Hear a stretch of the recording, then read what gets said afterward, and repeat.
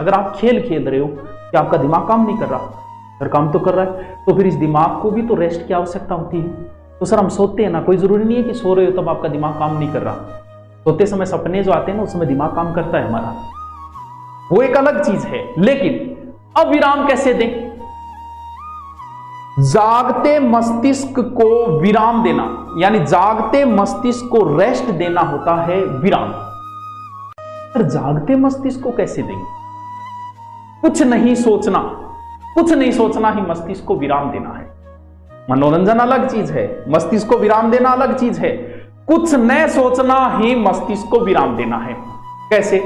जैसे मान लो आप खोए हुए हो, कई बार हम खो जाते हैं, हमें यह भी नहीं पता होता कौन देख रहा है। आज हमने उन्हें जी भर के देखा, न जाने वो किन ख्यालों में खोए थे।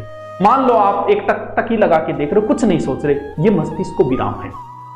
बारिश हो रही है, आप बाहर बैठे सिर्फ बारिश को देख रहे हो, कुछ नहीं सोच रहे, वो मस्तिष्क को होता है विराम देना, विश्राम देना होता है। जागते मस्तिष्क को विश्राम देना।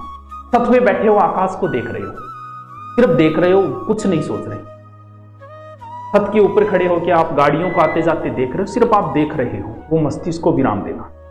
आकाश में तारे देख रहे हो, सिर्फ देख रहे हो, सोच नहीं रहे, वो होता है। अगर सोचने लग गए ना, ये चांद तारे तोड़कर लाना तो मूर्खता की बातें हैं, तू कहे तो पाए ला दूं, ये सोचना है, जबकि आपको विश्राम देना है, सोचना नहीं है।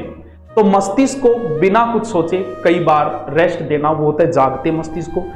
सोना भी जरूरी है, मनोरंजन भी जरूरी है पढ़ाई में, लेकिन मस्तिष्क को विराम देना यानी जागते मस्तिष्क को कुछ समय के लिए योग करवाया जाता है। इसके लिए योगाभ्यास बड़ा महत्वपूर्ण, लेकिन योगाभ्यास तो हमें नहीं आता कि जागते मस्तिष्क को किस तरह हम विश्राम दें, वो योग तो हमें नहीं आता।